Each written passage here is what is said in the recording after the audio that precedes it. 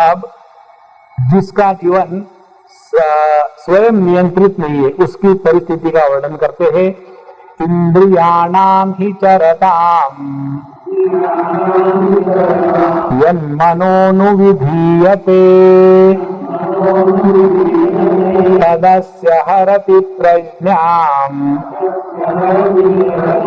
वायुर्नावमिवाम्भसि तस्मात् यस्य महाबाहो निगृहीतानि सर्वशः इंद्रियाणीन्द्रियार्थेभ्यः तस्य प्रज्ञा प्रतिष्ठिता। आप समझो ऐसी स्थिति है, सामने सामने इंद्रिय जा रहे हैं और पीछे पीछे अपने मन को खींच रहे हैं। तो ऐसे मन की, ऐसे व्यक्ति की बुद्धि की वही स्थिति है जैसे वायुर्नावम इव अंबसी, जैसे कोई नाव हो और पानी में, समुद्र में, और जोर से तूफान आ गया हो तो वो तूफान के बल पर पता नहीं नाव कहाँ जाएगी। उसी प्रकार से जिस व्यक्ति के इंद्रिय अपने कब्जे में नहीं है और उसका मन इंद्रियों के पीछे दौड़ रहा है तो उसके बुद्धि की स्थिति क्या होगी इसका कोई अंदाजा ही नहीं। तस्मात इसीलिए हे महाबाहो, माने हम सबके लिए ये संभव है। भगवान जब इस शब्द का प्रयोग करते हे महाबाहो, यही हमको बताने के लिए, ऐसे नहीं कि आध्यात्मिक साधना केवल बाबाजियों के लिए है कि जिन्होंने सब कुछ छोड़ रखा है बाहर बाहर से। अंतःकरण में काम, क्रोध, लोभ, मोह, मद, मात्सर्य मेंटेन द लेवल, उसमें कोई कमी नहीं। नारायणा तस्माद् यस्य महाबाहो, इसीलिए हे महाबाहो, ये हमारे प्रत्येक व्यक्ति के लिए संभव है। क्या? निगृहीतानि सर्वशः इंद्रियाणि इंद्रियार्थेभ्यः, जिसने अपने सभी इंद्रियों के, इंद्रिया के अर्थ से अपने आप में कब्जे में ले लिया है, उसी की प्रज्ञा प्रतिष्ठित होगी, उसी का ज्ञान स्थिर होगा और उसी की बुद्धि में भ्रष्टता नहीं आएगी। स्थित प्रज्ञ पुरुष वो है कि जिसकी समझ किसी भी कारण से नष्ट नहीं होती। जहां हमारे मन में विक्षेप आ गए, समझ नष्ट हो गई। और विक्षेप आने के कारण क्या है, फिर अगले श्लोक में बताते हैं, इंद्रियाणाम ही चरताम यन्मनोनुविधीयते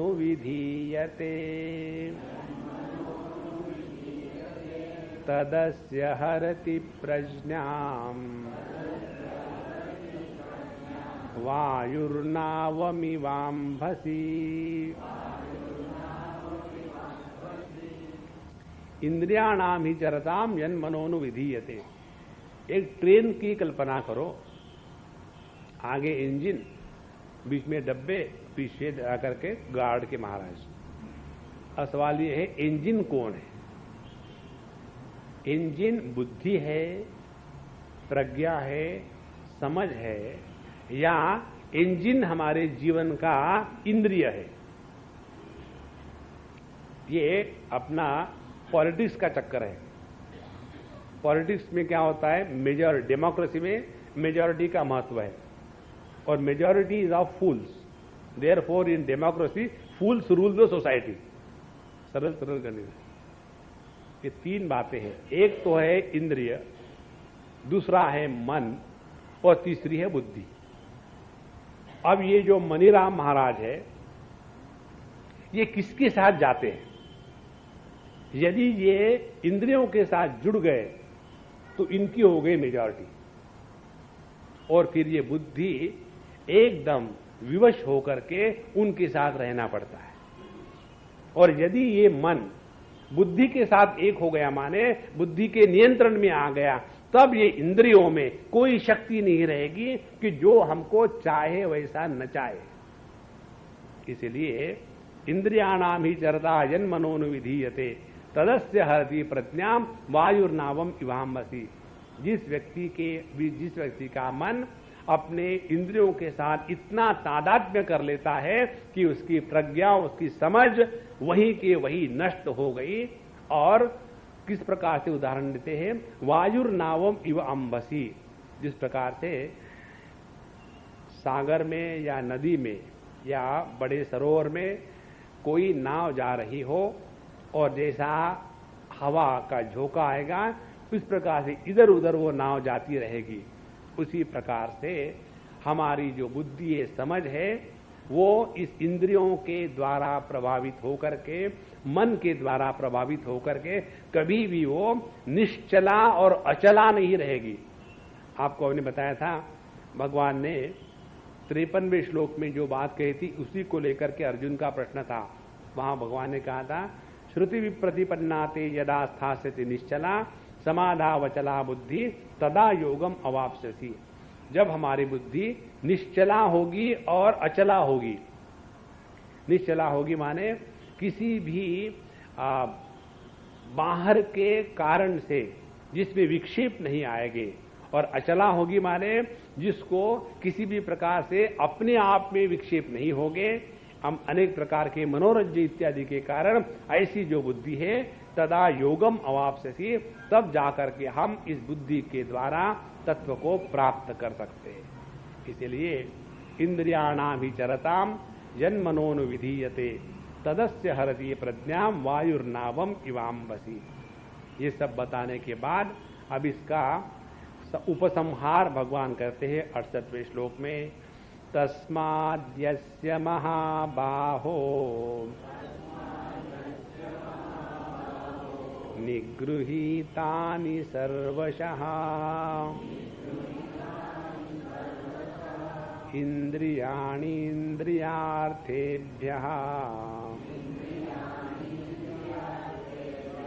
तस्य प्रज्ञा प्रतिष्ठिता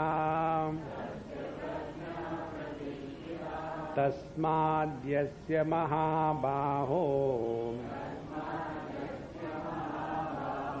निगृहीतानि सर्वशः।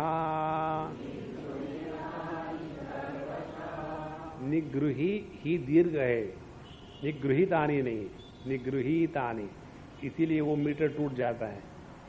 तस्माद्यस्य महाबाहो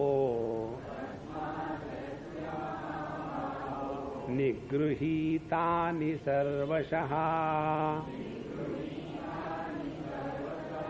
इंद्रियाणि इंद्रियार्थेभ्यः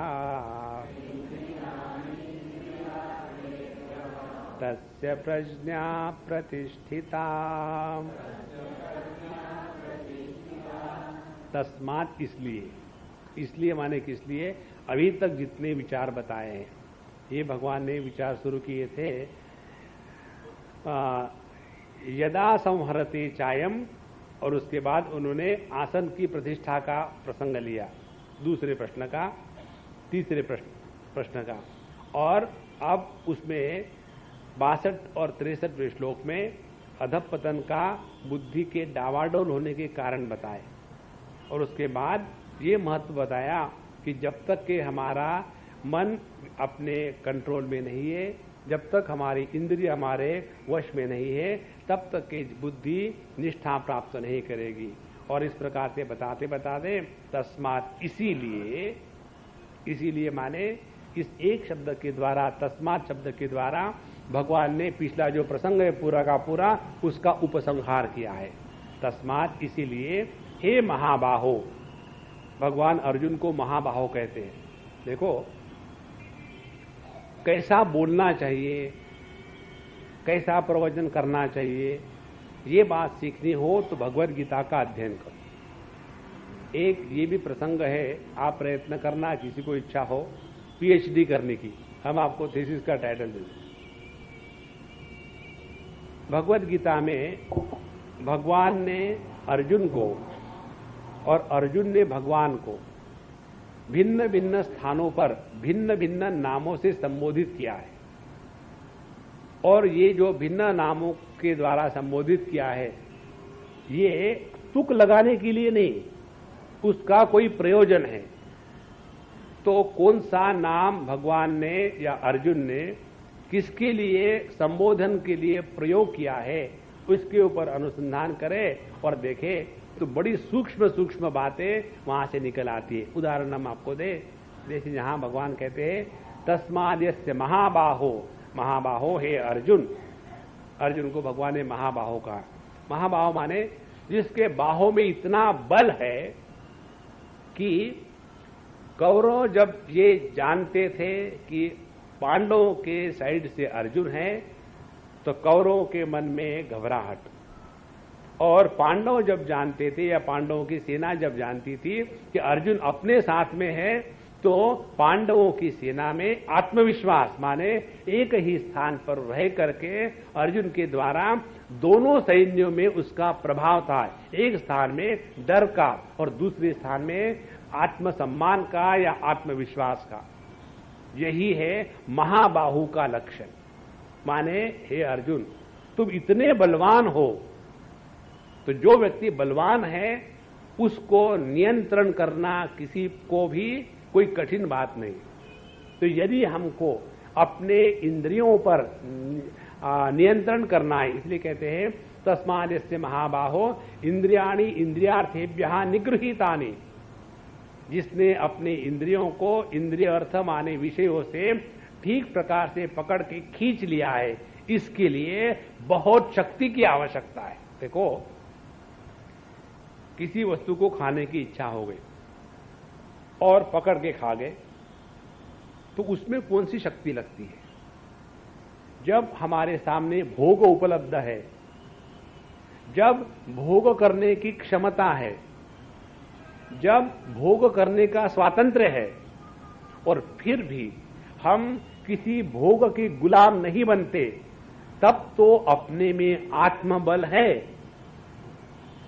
इसीलिए जब कहते हैं महाबाहो, बाहर के शत्रुओं को जीतना, बाहर के वस्तुओं पर नियंत्रण करना, उसमें उतनी शक्ति नहीं लगती जितनी शक्ति लगती है अपने आप पर नियंत्रण करने में। ये बताने के लिए भगवान ने अर्जुन को महाबाहो इस संबोधन से संबोधित किया है। माने इसको यदि जीवन में उतारना है तो अपने आत्म बल को जागृत करना पड़ेगा। हम लोग नॉर्मली अपने आत्मबल को जागृत न करने के कारण कॉम्प्रोमाइज कर लेते हैं, और जितने कॉम्प्रोमाइज करेंगे उतना अपना आत्मबल नष्ट हो जाता है। उदाहरण के लिए समझो हमने व्रत ले लिया एकादशी का, हम नहीं करते, आप लोग करो, क्योंकि हमारा सिद्धांत तो बड़ा विचित्र है। हमारा सिद्धांत है ये उपवास के बारे में, पेट को भर के रखो, दिमाग को खाली रखो। और उपवास करने वालों का सिद्धांत क्या है? पेट को खाली रखते, दिमाग को भर के रखते हैं। देखो, तो यदि हमने उपवास इसलिए किया, किस लिए? कि अपने आत्मविश्वास को जागृत करना है। आत्मविश्वास को जागृत करने के लिए उपवास करना है। ये समझो हमने निश्चय कर लिया है कि अब अगली एकादशी हम करेंगे, घर में डिक्लेयर कर, ऐलान कर दिया एकादशी करेंगे, इनको आज ही बनाना था ये। और फिर मन में विक्षेप शुरू हो गए, क्या करे क्या नहीं, क्या करे क्या नहीं, फिर विकल्प आते। लोग कहते 2 एकादशियां होती है ना, ऐसा करे कल की एकादशी कर लेंगे, आज तो खा ही लेते हैं। और जब खा लिए, खाने के बाद फिर अपने मन की स्थिति को देखो, फिर मन की स्थिति होती है पता नहीं मैंने आज तक कुछ नहीं कर पाया। हमको जब अपने ही संकल्प का अपने जीवन में उतारने की क्षमता नहीं होती तो व्यक्ति अपने आप के आंखों से गिर जाता है। इसीलिए जितने व्रत इत्यादि है वो करने का एक ही तात्पर्य है कि अपने आत्मविश्वास को जागृत करें। जिस व्यक्ति का अपने आप पर विश्वास नहीं है, जिस व्यक्ति का अपने आत्मबल पर विश्वास नहीं है, वो व्यक्ति अपने साधना के कक्ष में आगे नहीं बढ़ सकता है। ये बताने के लिए भगवान अर्जुन को कहते हैं, हे महाबाहो, तुम में ये क्षमता है। ऐसा मत समझो कि हम नहीं कर पाएंगे। क्यों नहीं कर पाएंगे? हमारे स्वामी जी के वृंदावन का आश्रम जो है, वहां की बात सुनाए आपको। एक बार एक कोई वहां अंग्रेज आया। अंग्रेज होगा तो उसके साथ कुत्ता होगा, कुत्ता नहीं, आई एम सॉरी, डॉग होगा, क्योंकि कुत्ता ये शब्द मनुष्य के लिए लिखा है ना, इसीलिए डॉग को डॉग कहते हैं। तो एक कुत्ते को ले आए और वो आश्रम देखने के लिए गया, तो उस अंग्रेज ने कुत्ते को वहां बैठा दिया कि यहां बैठो, हटना मत यहां से। और ये अंग्रेज महात्मा गए घूमने घामने, 2-3 घंटे के बाद आए। 3 घंटे तक उस कुत्ते ने ना तो कोई बिस्किट खाया, ना तो कोई पानी पिया, ना तो कहीं इधर गया उधर गया, वहीं एक जगह बैठा रहा। हमारे मन से वो कुत्ता बढ़िया है। अपने आप को नियंत्रित करने के लिए सबसे पहली आवश्यकता है आत्मविश्वास। हम क्यों नहीं कर सकेंगे? जब एक कुत्ता एक जगह चुप बैठ सकता है, तो क्या हम एक आसन में नहीं बैठ सकेंगे? अपने देखो, साधना करने की छोटी छोटी बातें कोई कठिन नहीं है। जैसे हम लोग यहां सत्संग के लिए बैठते हैं, तो कानों से श्रवण हो रहा है, मैं कल्पना कर रहा हूं कि कानों से श्रवण हो रहा है, उसी समय साधना करनी है। एक आसन में बैठने का अभ्यास करो, हिलो मत, एक ही आसन में बैठो।